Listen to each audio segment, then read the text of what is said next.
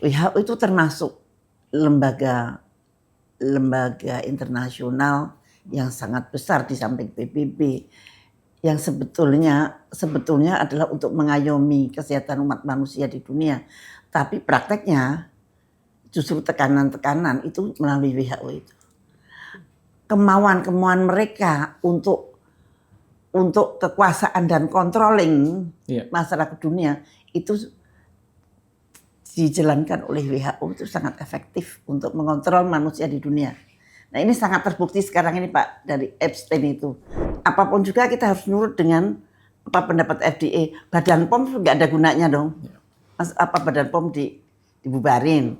Nah jadi mereka, tapi sebetulnya selama ini memang Badan POM juga nurut sama FDA. FDA bilang apa? Ini vaksin ini bagus. Oh iya bagus. Vaksin ini udah diteliti begini untuk manusia. Oh iya.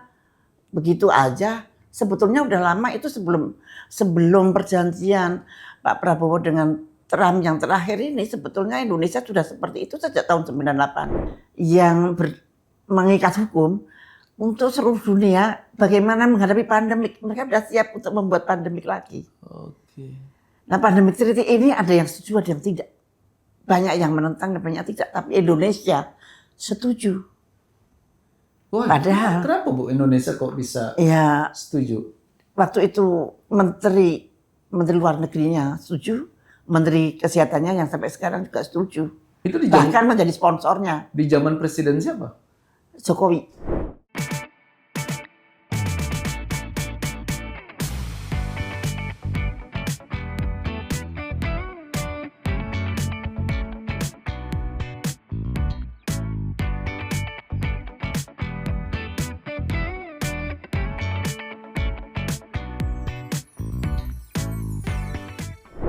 Pemirsa Last Minute, bersama kita lagi jumpa hari ini obrolan tanpa sensor. Kali ini memang kita menghadirkan narasumber yang luar biasa dan ini banyak akan dikupas sesuatu yang belum pernah dibuka di media-media sebelumnya.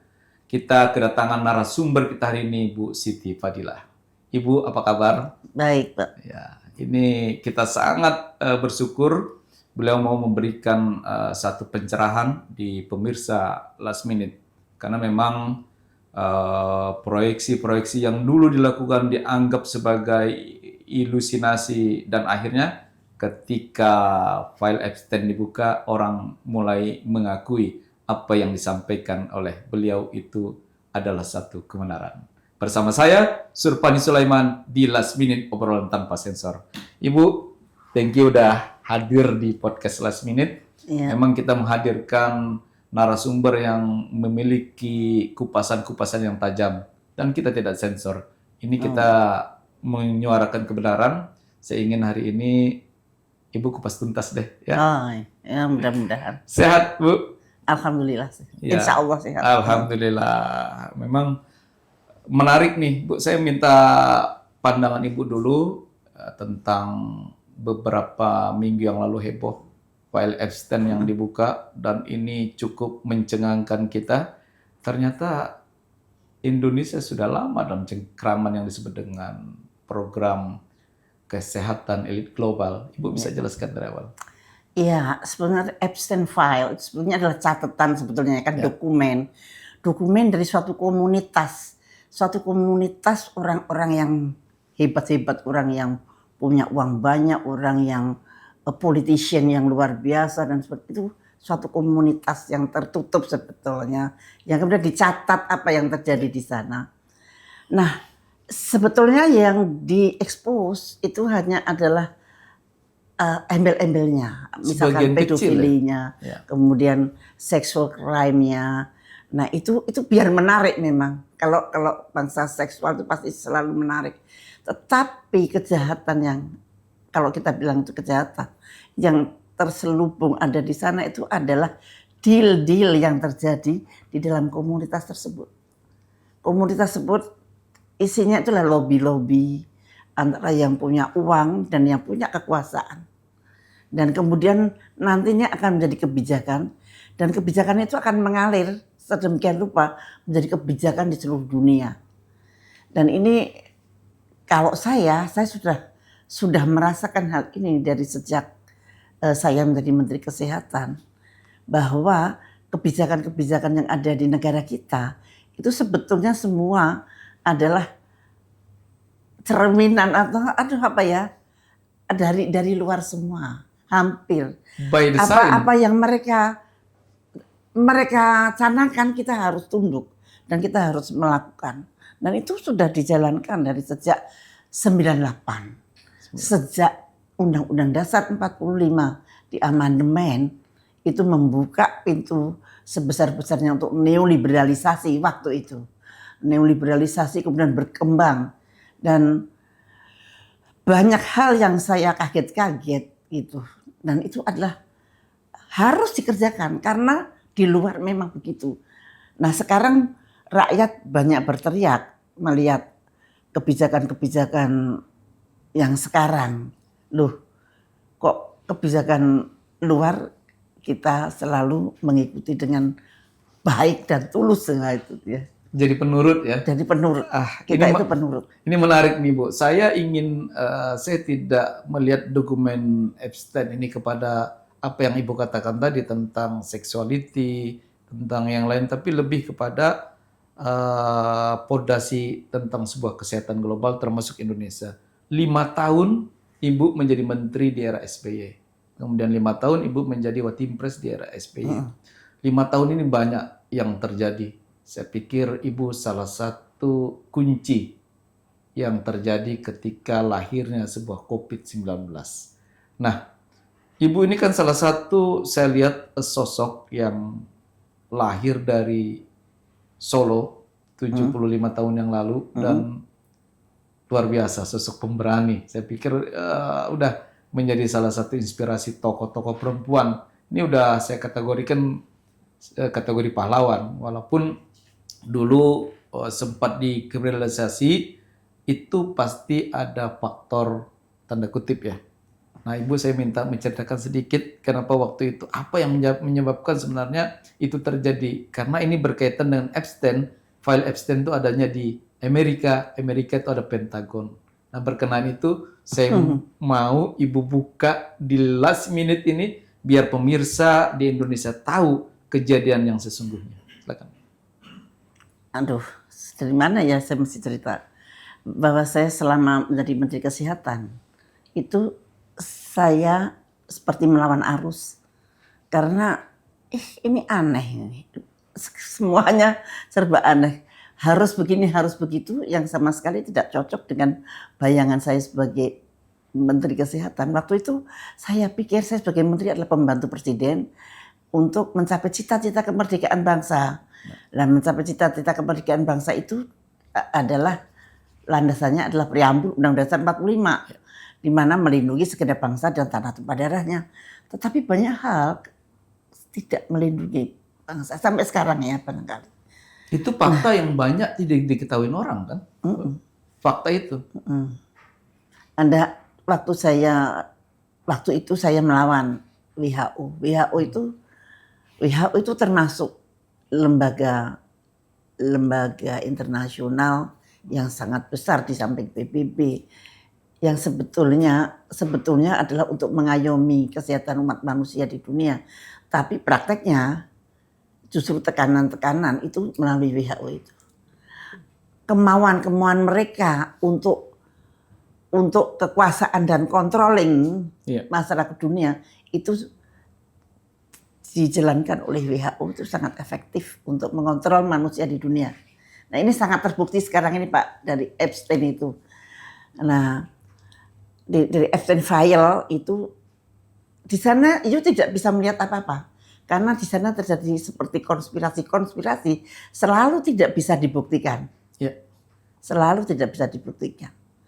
Tetapi kita bisa melihat polanya dan bisa melihat siapa yang disusahkan dan siapa yang diuntungkan. Nah, ini pola ini itu ada konspirasi. Nah, itu sebetulnya persekongkolan dan tidak bisa dicatat pun, yang dicatat itu cuma kejahatan-kejahatan seksualnya, ketemuan-ketemuannya, tapi materinya kan nggak bisa dicatat.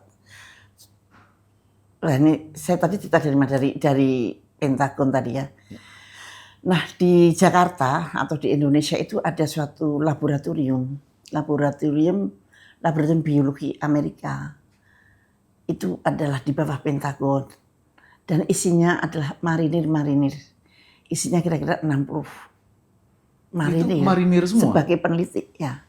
Gedungnya menyewa tanah Menkes Oke. di Percetakan Negara di situ gedungnya, dan itu isinya juga ada peneliti Indonesia juga ada, tapi yang 60 orang peneliti itu marinir dari Amerika yang mendapat imunitas seperti diplomat, jadi tidak boleh diperiksa, dia masuk nggak boleh diperiksa, jadi bebas banget. Bebas.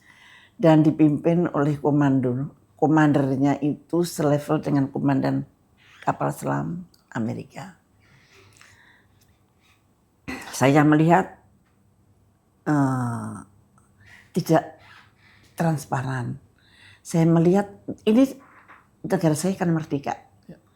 Kok ada 60 marinir yang di tempat yang sangat merdeka di situ, seperti negara Amerika kecil di situ. Iya. Seperti Padahal itu diplomat tanah ya. saya. Iya.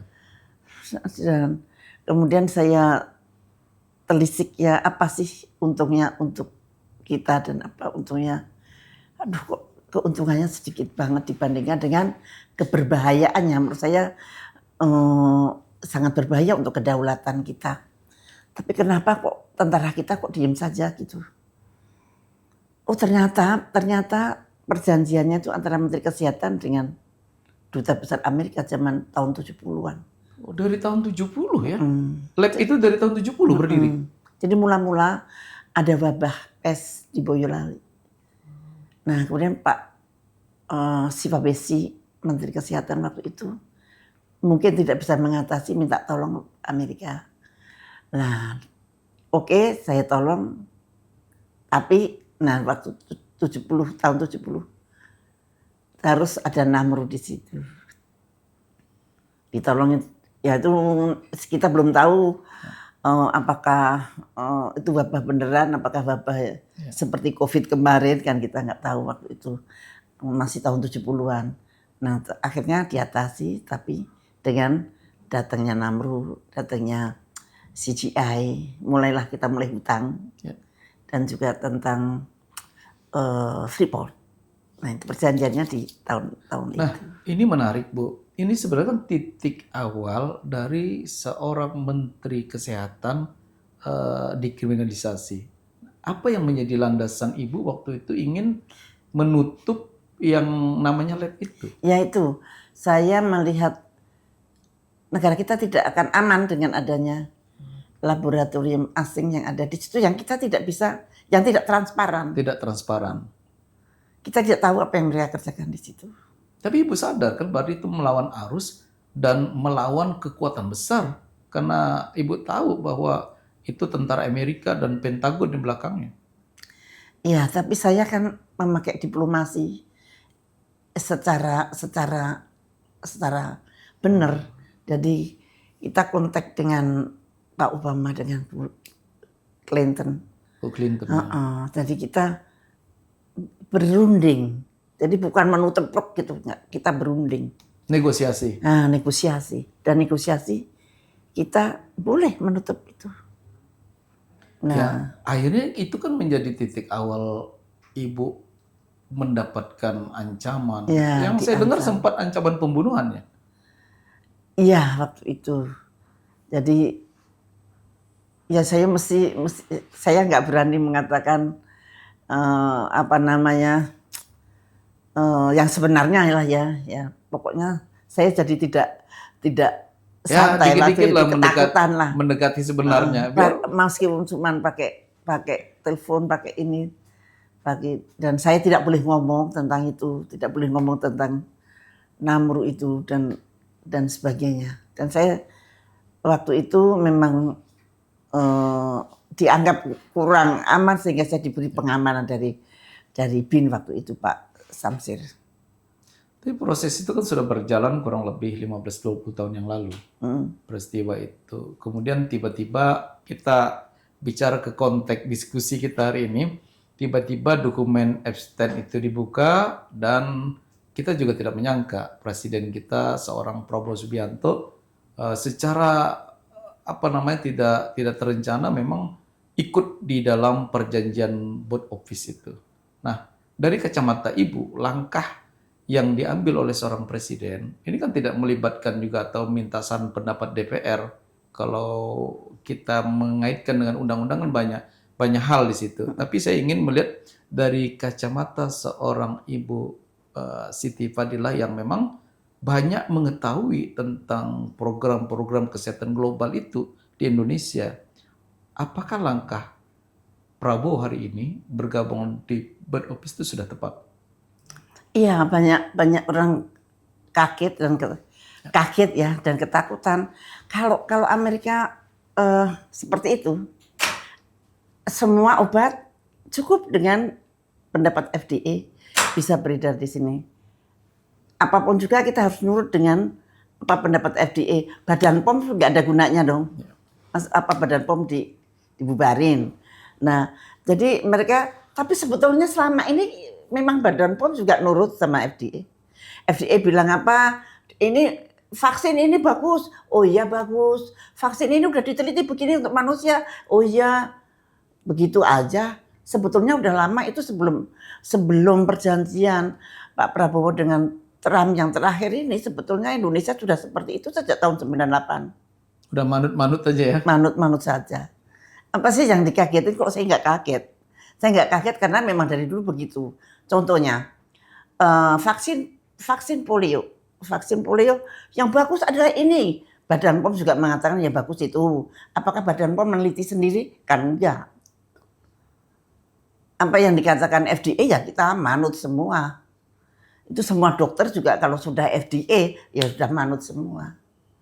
Jadi sebetulnya Trump itu bukan hal yang baru, itu sebetulnya di Indonesia sudah lama dari sejak 98 memang begitu. Ya. Sejak kesehatan dipasarbebaskan. Sebetulnya kesehatan jangan dijadikan komoditi pasar bebas karena taruhannya nyawa. Ya. Tapi ya kita tidak berdaya. Negara kita memang seperti itu. Bisnis. Kekuatannya seperti itu. Nah, saya melihat Pak Prabowo ini menurut saya dia on the right track, on the right direction. Directionnya sudah benar dan memang dia memang membuat terobosan-terobosan yang mengagetkan masyarakat. Masyarakat sebenarnya tidur terus terkaget. Dari dulu padahal memang begitu gitu. Ya tertidur. Sebetulnya sih. Dan kalau saya agak ngeri-ngeri juga nih Bu, nyangkut misalnya salah satu pandemi COVID-19. Kan Ibu salah satu tokoh yang memang menolak dan meragukan tentang COVID itu. Ternyata di dokumen file Epstein juga dibuka itu bahwa itu sebuah rekayasa. Dan ini sangat menarik karena Ibu salah satu tidak banyak orang di Indonesia yang bisa menjelaskan karena berawal dari virus flu burung ya waktu itu. Kemudian masuk itu dan Ibu salah satu menteri yang memang keras untuk menolak tentang flu burung itu. Barulah yang meledaknya di COVID-19. Ibu jelaskan. Iya. Ya, gini. Jadi COVID itu sebelum meledak di tahun 2020 itu sudah dibicarakan di tahun 2015 di WEF di Davos oleh Bill Gates bahwa nanti akan ada wabah yang sangat dahsyat di dunia. Begini, kesempatan bisnis apa yang bisa mendampingi wabah tersebut. Nah ini di WEF. Nah ternyata sekarang terbuka tokoh-tokoh yang ada di WEF itu ternyata termasuk komunitas yang ada di Epstein.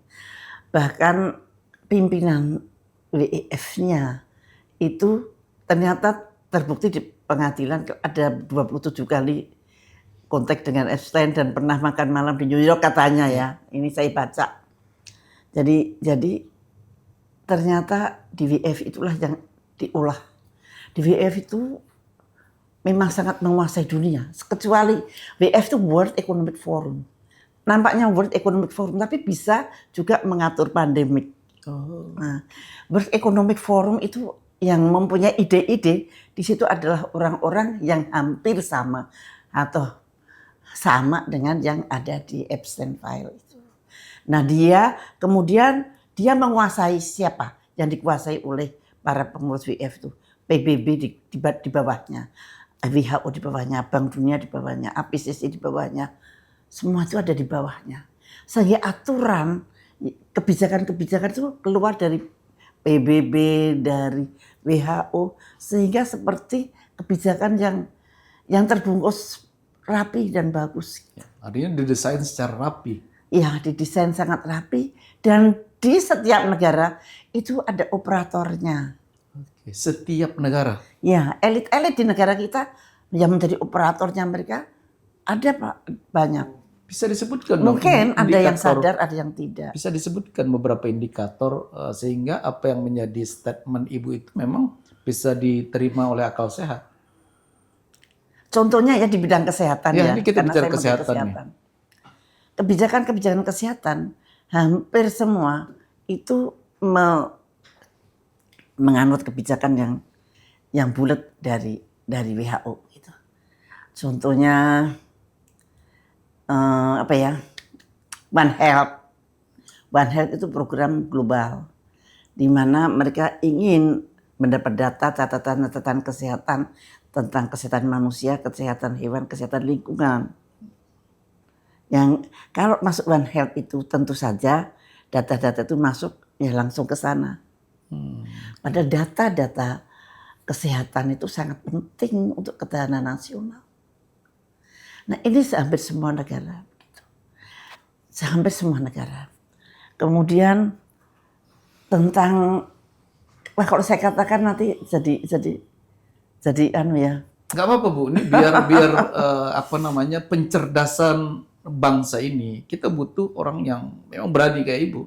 Saya pikir nggak ada masalah. Ini kan juga yang Ibu jalani udah bagian masa lalu. Nah, itu. Misalkan BPJS, Ya. BPJS kan bagus banget. BPJS itu juga berguna, tapi intinya itu memang tadinya dari global. Elit global ya. It's okay kalau substansinya untuk kesehatan masyarakat, tapi di dalam masuk ke dalam kita jangan menerima 100% gitu. Kita mesti harus mengakomodasi dengan apa yang kita punya. Misalkan kita punya Undang-Undang Dasar 45, kita punya Pancasila. Lah, BPJS yang asuransi ini cocok enggak dengan Undang-Undang Dasar 45? Kalau enggak cocok, apa ya jalan tengahnya? Kalau di Undang-Undang Dasar 45, preambulnya aja kita melindungi segenap bangsa dan tanah tumpah darah. Tapi kalau BPJS itu asuransi. Asuransi. Asuransi berarti Anda yang melindungi Anda siapa? Asuransi Anda, bukan pemerintah. Ya. Uang Anda yang melindungi kesehatan Anda. Karena ada setoran iuran tadi. Iuran tadi. Nah itu pasti cocok dengan Undang-Undang Dasar 45. Kalau nggak cocok, tengah jalan tengahnya apa? Jangan persis nyeplek begitu. Nah itu. Terus kemudian banyak hal-hal, misalkan uji coba. Dulu ada uji coba Wolbachia. Nyamuk yang diberi telur. Dan mereka mempunyai suatu hipotesis kalau nyamuk Aedes aegypti dikasih telur, maka dia akan menghabiskan nyamuk Aedes aegypti di Indonesia sehingga demam berdarah turun. Demam berdarah turun, kita nggak perlu nyamuk Pak, kita sudah punya program-program yang baku, yang terbukti bahwa angka kematian demam berdarah itu adalah di bawah 1%. Jadi tidak perlu Kecil kita, sebenarnya. kecil. Tidak perlu kita mencari cara yang lebih hebat lagi. Tapi karena itu bagian daripada instrumen elit global untuk kesehatan, ya harus mau tidak mau dilaksanakan. Kayak Bill Gates itu tokoh yang sudah dikenal, dia juga di Epstein. Tapi apa namanya, kebetulan ya ada tangan-tangan beliau ada di situ. Dan kita misalkan kita butuh 200.000 dokter. Siapa yang bilang sih? Oh, yang bilang WHO.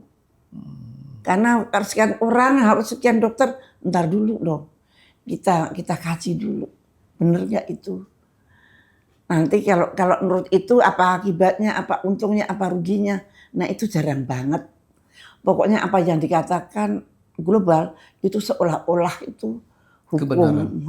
untuk kita. Dan tidak bisa dibantah. Nggak bisa dibantah. Nah itu yang salah. Yang harus dibetulkan itu.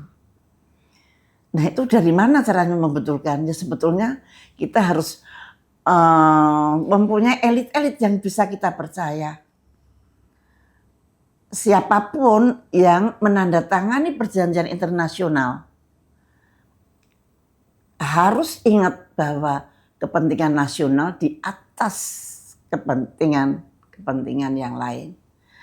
Nah, kalau ada elit yang menandatangani kepentingan nasional dan kemudian ternyata menyengsarakan rakyatnya di kemudian hari, menurut saya elit itu bisa dihukum pidana. Tapi tidak termasuk di dalam UHAP yang baru kali. Nggak pernah ada. Tapi dalam pasal 11 Undang-Undang Dasar 45, pasal 1 dan 2 kan menyatakan misalnya seorang kepala negara yang melakukan perjanjian internasional kalau dianggap melibatkan kepentingan masyarakat dan melibatkan anggaran negara itu wajib melibatkan DPR. Itu bisa, itu dalam diskusi lain bisa lah. Tapi saya menarik nih Bu, saya apa? Ya bukan kepala negara aja, menteri. Ya. Menteri itu tukang tanda tangan loh. Betul. Menteri itu tukang tanda tangan. Dan biasanya kalau mau tanda tangan, wah itu dielu-elukan lah, disambut sehingga lupa tanda tangan, enak dan pulang aja. Nah itu padahal itu tanggung jawabnya kan sampai nantinya. Betul. Dan nanti kalau itu keliru, mestinya harus bertanggung jawab. Ini menarik nih Bu, dalam salah satu file Epstein itu juga disebutkan tentang ada forum economics, apa namanya? Pimpinannya yang itu, baru. yang baru. Nah, di situ kan ada terbuka. Ini bukan informasi dari seorang dokter Siti Fadila, tapi memang ketika file itu dibuka, Ibu bisa jelaskan nggak skemanya? Saya cuma baca. Iya, baca skemanya itu. Bahwa ini sangat menarik buat masyarakat kita untuk mengetahui. Bisa dilihat kan ada data. Tersangkut gitulah. Iya, tersangkut. Bisa dilihat kan ada foto, ada ini. Björn Brende. Dulu dia bekas tadinya Klaus Schwab yang kemudian diganti dengan yang ini. Yang ini ternyata pada pengadilannya Epstein file itu tersangkut. Pernah ketemu dengan Epstein, ada 27 kali pertemuan, ada makan malam di New York gitu. Nah ini akan menunjukkan WEF akan going down, akan runtuh. Nah WEF ini suatu organisasi dunia yang sangat luar biasa. Setiap tahun itu menteri-menteri, presiden berkumpul di sana bersama dengan filantropis, pemodal untuk memikirkan dunia menurut mata mereka. Nah, pokoknya kuat banget yang namanya WEF. Dia bisa mengatur PBB, dia bisa mengatur WHO, dia bisa mengatur Bank Dunia, dia bisa mengatur semua untuk cita-cita mereka atau pemikiran-pemikiran mereka. Nah, bisa dilihat. Nah, policy makernya itu policy makernya di dalam WEF itu kebetulan hampir sama dengan komunitas yang ada di Epstein File gitu. Hampir sama. Di komunitas Epstein File. Ya, karena memang itu pemuka dunia semua. Nah, mereka menggunakan policy distributor. Jadi mendistribusikan policy mereka melalui PBB, WHO, Bank Dunia dan segala macam untuk menguasai seluruh dunia. Itulah caranya. Memang tidak ada yang berkuasa, satu orang itu nggak berkuasa. Jadi deal-deal yang ada di komunitas itu kemudian menjadi suatu kebijakan. Jadi itu power networking yang bekerja. Jadi banyak menentukan arah dunia. Ya. World Economy Forum. Jadi World Dan Economy dia punya policy enforcer. Jadi punya orang-orang yang ada di suatu negara yang menjalankan apa namanya program-program Ada jejaring atau iya, PIC-nya jejaringnya di negara kita juga banyak Ya. dan biasanya elit-elit yang top-top yang hebat-hebat yang kita sangat hormati itu mereka tangan-tangan mereka sebetulnya dan mereka kadang-kadang tidak merasa. Bu, kembali ke pandemi ini kan isu lagi akan ada katanya gelombang kedua yang disebut dengan mungkin pandemi gaya baru. Nah, dalam kacamata Ibu, apakah pandemi yang terjadi kemarin COVID-19 itu memang benar krisis kesehatan atau bagian daripada instrumen elit global? Menurut saya itu instrumen elit global untuk mencoba apakah mereka bisa berkuasa dan mengontrol orang sedunia. Ternyata bisa mengontrol. Coba dibohongin bisa. Misalkan harus pakai masker, semua pakai masker. Harus pakai paspor. Ya. Paspor harus divaksin. Itu betul-betul mereka sukses betul. Dan by untuk data, mengontrol orang sedunia. Dan ada datanya kalau tidak salah dulu Peduli Lindungi. Jadi masyarakat Indonesia tuh akses kartu sehat. Satu sehat. One Health. Ya, Peduli Lindungi ya. Jadi aplikasi itu dan dengan adanya penandatanganan BUP ini, konon katanya banyak dikritisi oleh para pengamat. Salah satunya adalah Indonesia memberikan secara leluasa kepada Amerika Serikat untuk data-data penduduk Indonesia. Dan ini kan dalam kacamata Ibu, apakah ini satu kemajuan atau bahaya, ancaman buat? Ya itu controlling. Itu controlling. Controlling. Untuk mengontrol orang seluruh dunia. Dan mereka memang satu, dia pengen kekuasaan dan kontrol. Kekuasaan doang tapi tidak bisa mengontrol, tidak bisa. Dan controlling yang paling efektif adalah melalui kesehatan. Nah itu yang saya maksudkan, Bu. Artinya Ibu kan memandang ini adalah bagian daripada instrumen elit global. Nah, bisa dipertajam lagi tuh Bu dengan pengalaman Ibu selama di dunia kesehatan dan banyak forum-forum internasional tentang kesehatan kan tentunya Ibu membaca nih. Apa yang menjadi indikator Ibu bisa mengatakan itu instrumen elit global? Jadi gini, pada waktu flu burung saya melawan karena saya melihat suatu ketidakadilan. Jadi kita disuruh setor virus yang saya dapatkan dari rakyat saya yang meninggal, kemudian dibikin spesimen, kita kirim ke Amerika. Kita kirim ke Amerika, ke WHO. Ke WHO secara sukarela. Tapi kemudian virus yang saya kirim sukarela itu, mereka bikin vaksin dengan Big Pharma tentu saja. Dan dijual kepada kita lagi. Oh, virus yang Ibu kirim diteliti di Amerika? Ada virus ini adalah bahan baku. Dia nggak bisa bikin vaksin kalau nggak ada virusnya. Virus saya gratis, kita disuruh beli vaksinnya dengan harga yang mahal. Wah, saya marah. Dan saya nggak mau. Saya keep virus itu, saya nggak mau lagi ngirim ke sana. Dan itu menjadi geger luar biasa. Karena saya Balilo. Karena Balilo tidak mau ngirim. Ini kedaulatan saya, ini virus-virus saya. Kalau virus saya dipakai perdagangan begitu saya nggak mau. Nah begitu. Dan kemudian kami diberi kesempatan untuk mereformasi aturan-aturan di WHO. Sehingga kami sempat karena kita menang dalam perhelatan itu, menang, Indonesia berhak untuk mereformasi aturan-aturan di WHO. Supaya, menurut saya, supaya tidak terjadi pandemi. Itu tahun 2007-2008. 2007-2008 ya? Tapi kemudian terjadi pandemi.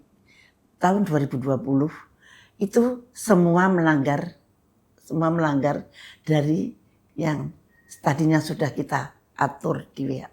Kita reform di WHO. Nah, saya menghitung untuk membuat pandemik seperti COVID kemarin. Mereka butuh waktu kira-kira 15 tahun sampai 15 tahunan ya, kira-kira 15 tahun. Nah, sekarang ini mulai tahun 2025 Trump Ya. itu menghancurkan infrastruktur pandemik. Jadi pandemik itu didalangi oleh non-state actor. Jadi orang-orang yang bukan dari government, tapi orang-orang yang berkuasa dengan uangnya, berkuasa dengan uangnya sih terutama, bukan government, tapi menguasai lembaga-lembaga pemerintah. Nah, lembaga-lembaga pemerintah itu sekarang dibersihkan sama Trump. Menurut saya ini sangat merepotkan untuk yang mau membuat pandemi seperti COVID. Dan kemudian Trump mencabut uangnya dari WHO. Dan itu benar-benar merubah power yang dulu membuat COVID. Walaupun orang-orangnya masih, tetapi infrastrukturnya itu berantakan saat ini. Saat ini ya. Ya, maka nanti bentuknya bukan pandemik yang kayak COVID, tapi bentuknya mungkin epidemik, mungkin endemik. Jadi di sana butuh vaksin, ini tetap vaksin. Ya. Bisnis utamanya tetap vaksin, dan vaksin itu diperbanyak. Pokoknya harus ada apa sedikit kemudian divaksin. Ya. Ada apa sedikit, misalkan kemarin apa ya? Kemarin Nipah, wah ini vaksin Nipah udah jadi pada tahun 2022. Ya. Kalau ada apa pasti vaksin. Dan banyak orang-orang yang beruang itu, filantropis itu menanam uangnya untuk vaksin melalui WHO. Ini menarik nih Bu, kalau berbicara vaksin, Ibu kan udah puluhan tahun di dunia kesehatan. Sebenarnya dampak apa yang besar bagi seseorang yang sudah divaksin itu sebenarnya? Tidak semua vaksin itu jelek, tapi vaksin COVID-19 kemarin yang mRNA, yang dari Pfizer, yang dulu pertama kali itu yang membuat adalah Dr. Robert Malone, dan dokter itu sendiri menentang kalau itu dipakai untuk vaksin.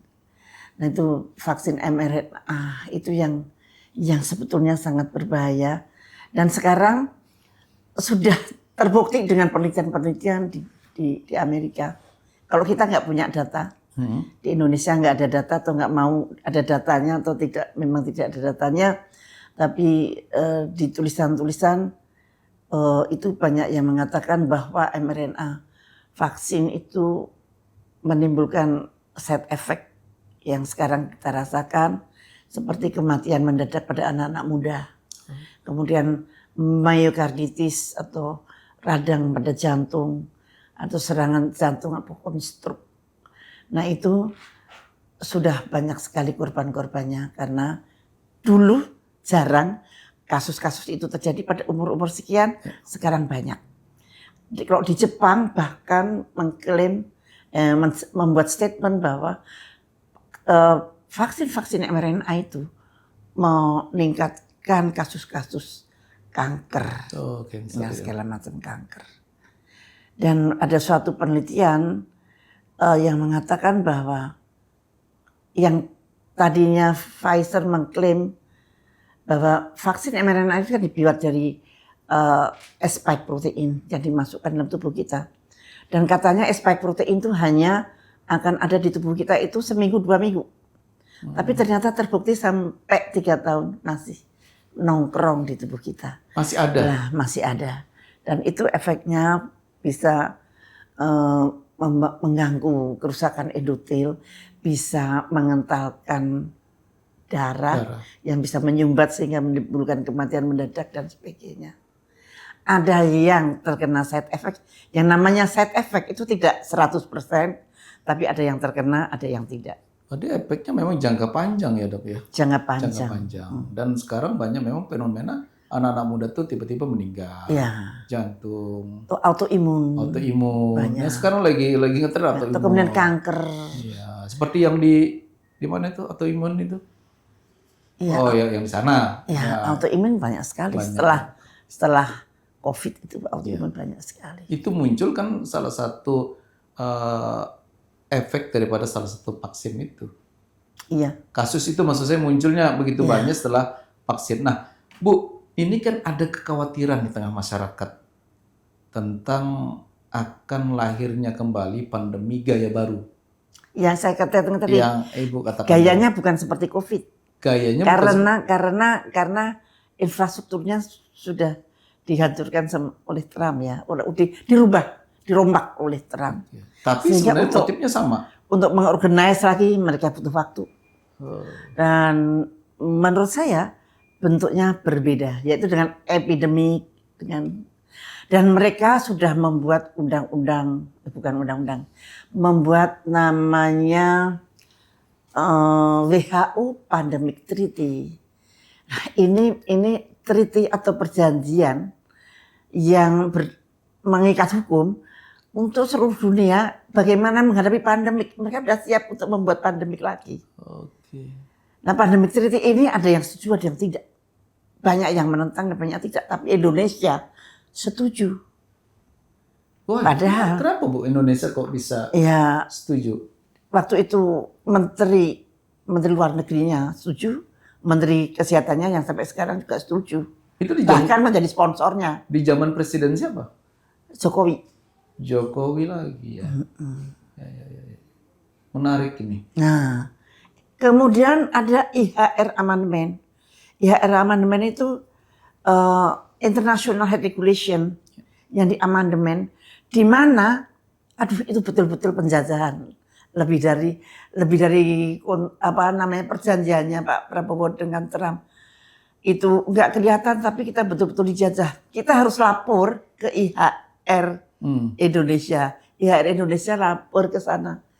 Jadi kita ini memang wilayah jangkauannya mereka begitu. Jadi aneh banget. Banyak itu poin-poin dari IHR amandemen itu yang menggerus kedaulatan kita. Menggerus kedaulatan kita. Dan pandemi WHO Treaty juga menggerus kedaulatan kita. Dan Indonesia menyetujui. Bahkan jadi sponsornya. Sponsor utamanya.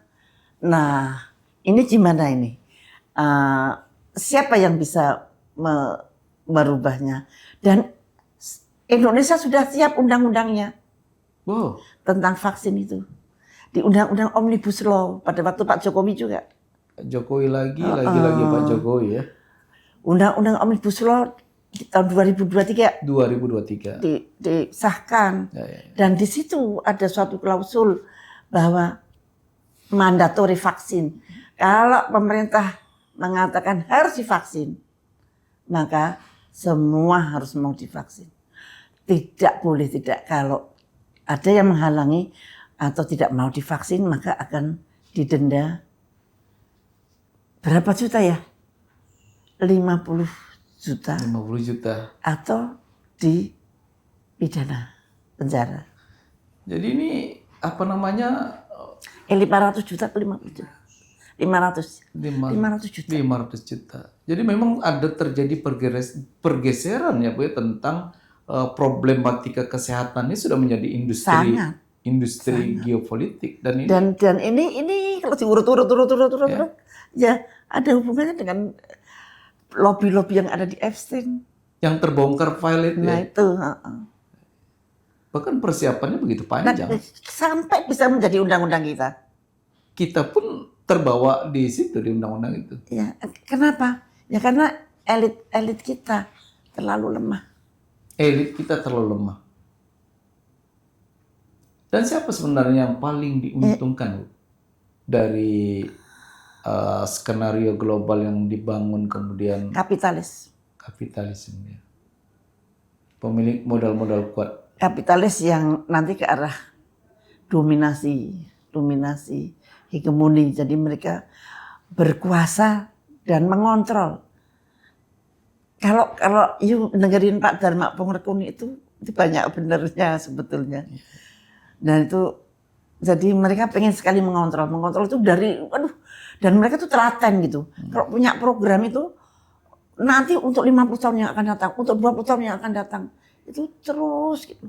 Kita berganti-ganti penjabat, program mereka tetap berjalan.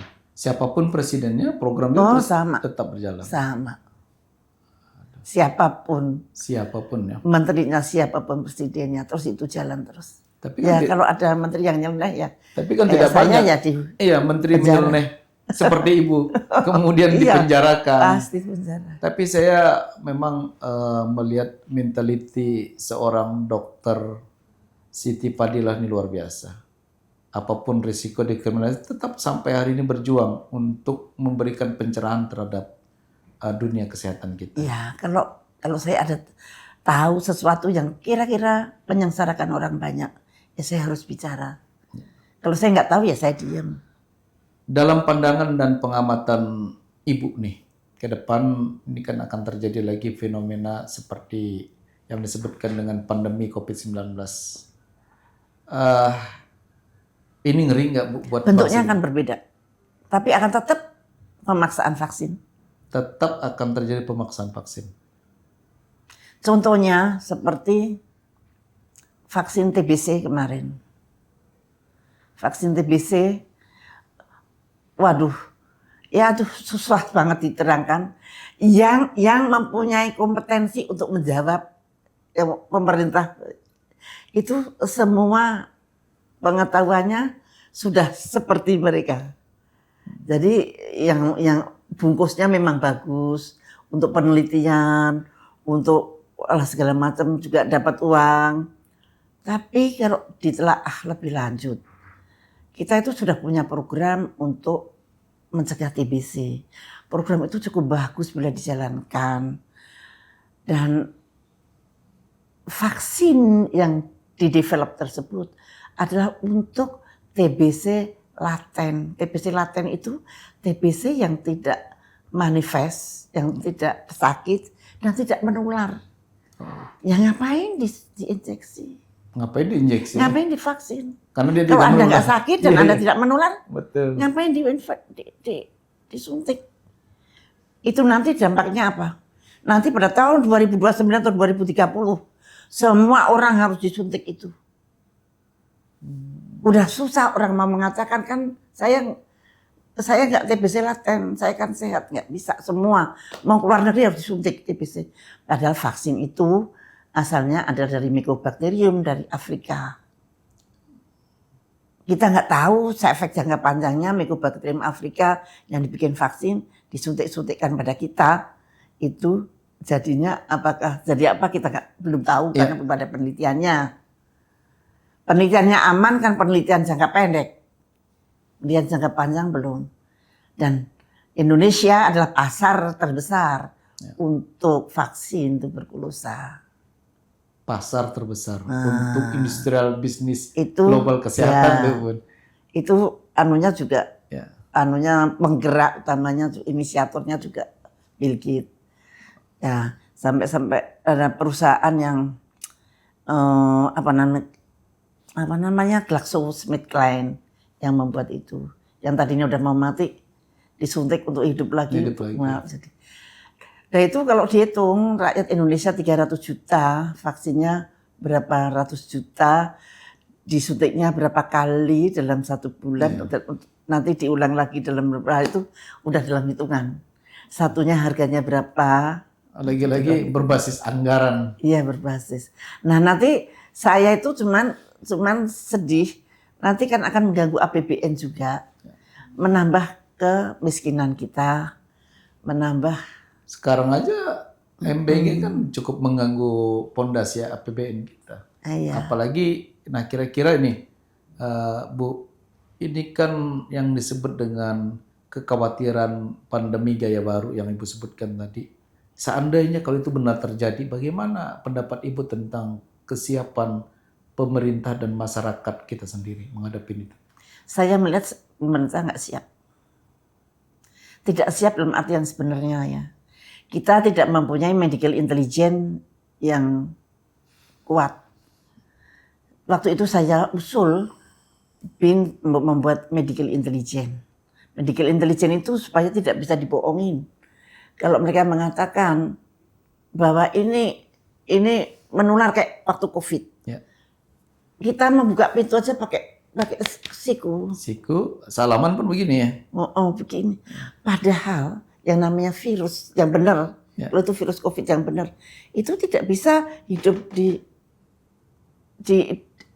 anuan pintu.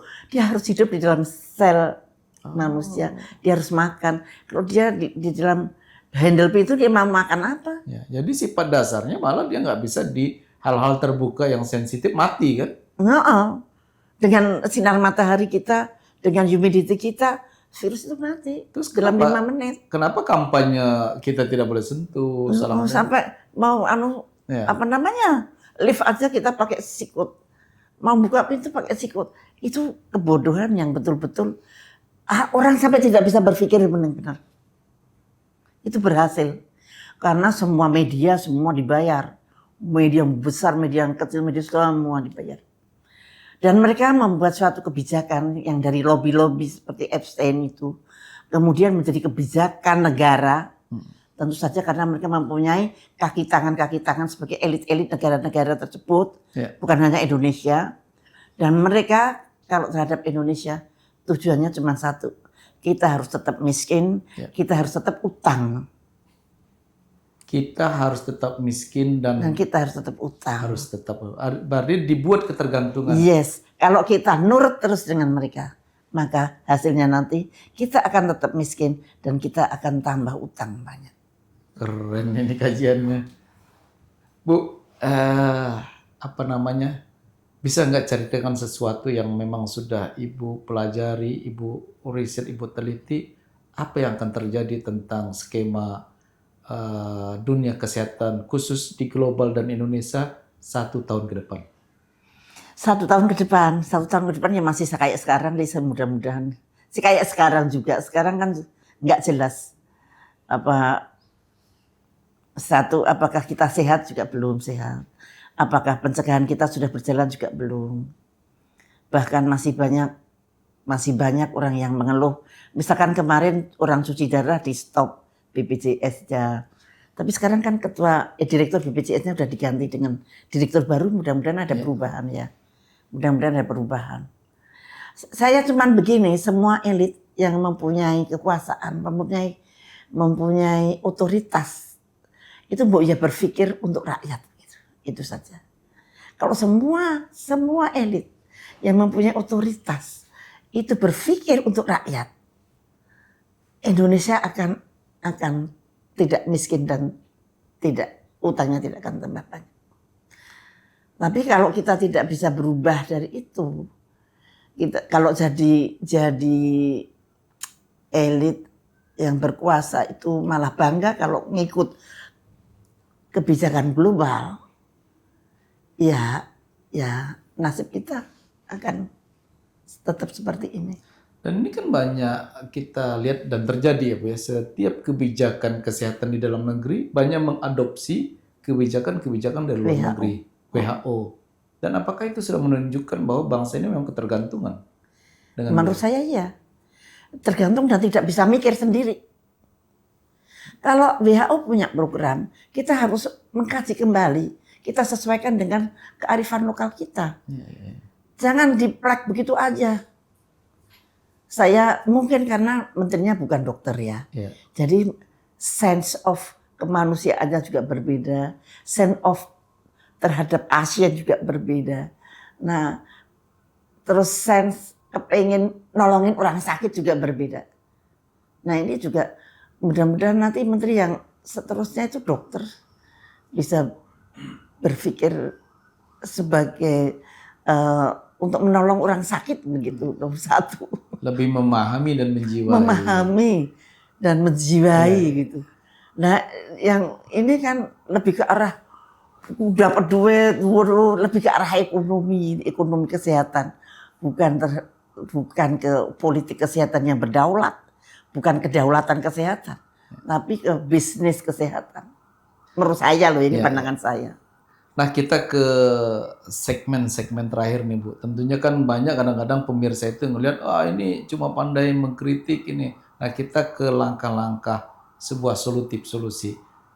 Pendapat Ibu, langkah konkret apa yang harus diambil pemerintah sehingga bangsa kita ini tidak menjadi pasar sebenarnya. Yang menjadi pasar besar elit global dalam menjadikan kesehatan itu sebagai industri. Pendapat Ibu? langkah konkret apa? Sebetulnya langkah itu sebenarnya sudah nyata ya. Kembali ke Undang-Undang Dasar 45 yang 18 Agustus 1945. Itu sebetulnya di sana sangat dijaga hak-hak kesejahteraan rakyat itu ada. Kedaulatan rakyat ada. Keadilan sosial ada. Nah, setelah tahun 2002 ini rusak. Inilah yang sekarang kita nikmati sekarang ini adalah hasil dari 2002, perubahan dari Undang-Undang Amandemen itu asli ya. 45 ke Undang 2002. Jadi langkah Nah, konkret itu langkah konkret. Oh, Kalau kita semua berani, insya Allah Indonesia akan selamat.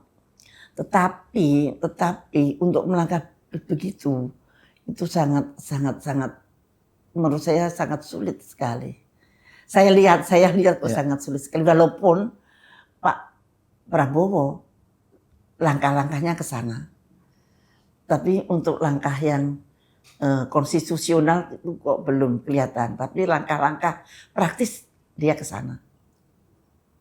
Menurut saya. Menurut Ibu ya, itu langkah konkretnya. Salah satu adalah mengembalikan Undang-Undang Dasar 45 ke marwah aslinya. Iya, karena di Undang-Undang Dasar 45 itulah ada kedaulatan rakyat, ada keadilan sosial. Yang kedua, yang kita impikan. Ya, Ibu saran dan pendapatnya bagaimana peran generasi muda sekarang Gen Z ini dalam mengantisipasi yang akan terjadi termasuk pandemi gaya baru itu? Pendapat Ibu? Gen Z ini kadang-kadang tidak bisa kita prediksi ya, ternyata mereka pintar-pintar juga gitu. Dulu saya pernah putus asa bagaimana saya bisa memberikan nilai-nilai kedaulatan negara ini pada Gen Z. Gen Z adalah sebetulnya masyarakat yang paling membutuhkan negara kita ini kita miliki sendiri. Negara ini berdaulat itu adalah Gen Z. Kalau Gen Z sadar itu, maka Gen Z akan menjadi masyarakat yang sangat sejahtera nantinya. Karena kita ini kaya raya banget, tetapi cuma di manage-nya salah. Lah, Gen Z ini akan beruntung kalau manajemen dari negara kita itu benar. Jadi mudah-mudahan Gen Z sadar bahwa mereka lah yang akan mewarisi kekayaan alam dari negara kita. Dan mereka segera sadar di mana mereka harus berposisi gitu. Mengambil peranan Dalam negara ini. Apakah ngikut yang hidup enak dengan korupsi, apakah dia akan memberantas hal-hal yang nggak betul gitu. Tapi Gen Z adalah suatu generasi yang cerdas. Generasi yang cerdas ya. Bu, saya masih optimis. Masih optimis ya. Masih optimis. Bu Dr. Siti Fadilah Supari, seandainya Ibu ini diberikan kesempatan untuk bertemu seorang Presiden Prabowo Subianto, sebutkan 3 hal penting yang Ibu ingin sampaikan ke beliau sehingga apa yang menjadi kekhawatiran Ibu ke depannya itu bisa diantisipasi. Waduh, ya susah ya. Saya kepengen banget ketemu Pak Prabowo. Ya kira-kira apa yang ingin disampaikan? Tapi masih dalam bidang kesehatan. Iya pasti. Tapi menurut saya Pak Prabowo sudah sama dengan mindset saya. Bikinlah negara ini berdaulat sepenuhnya. Terus kemudian tegakkan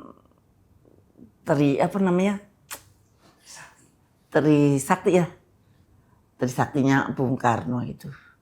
Dan mudah-mudahan jadilah berjuang untuk cita-cita kemerdekaan kita dengan sebenar-benarnya, yaitu bahwa preambul Undang-Undang 45 untuk mendasari semua kebijakan yang ada di negeri ini.